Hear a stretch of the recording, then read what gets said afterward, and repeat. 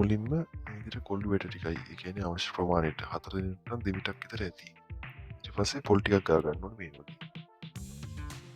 ඊට පස්සේ මෙන්න මේ කොල්ලු වැට ටික බෙද ගන්න ඕනේ අපි.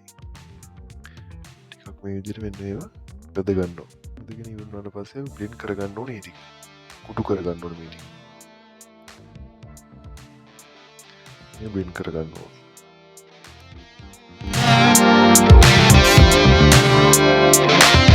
මේ දිනේ බ්ලෙන්ඩ් කරගත්ත කොල්ලු වැට ටික ඊට පොල් කිරි ටික මිරික්ගෙන තියෙනවා. ඊට කොල්ලු වැට ටික අපි වාදනයකට දා ගන්න. කන හදන වාදනයකට.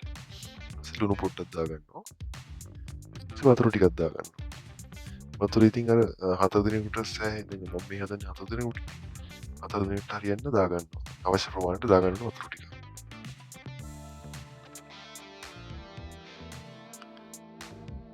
right දැන් ඉතින් ලිපේ තියලා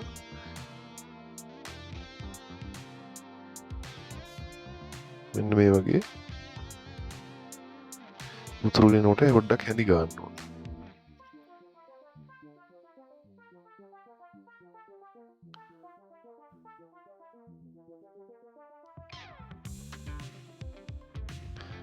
ඔය පදමට ආව කියන්නේ දැන් අපි පොකට් ටික දාන්න වෙලාව හරි කියලා තමයි කියන්නේ.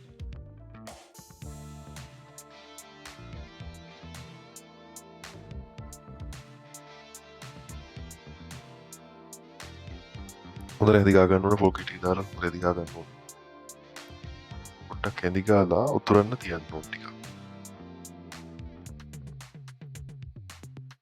ඒක කලවම් එන්නේ හැඳි ගන්න තරමට හොඳයි. හැඳි ගාලා පොඩ්ඩක් උතුරන්න තියලා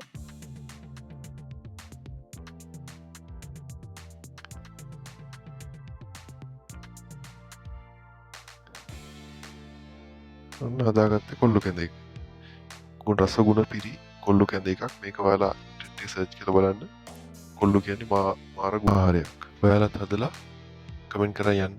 ඔයාලගේ අදහස්. ස්තුතියි.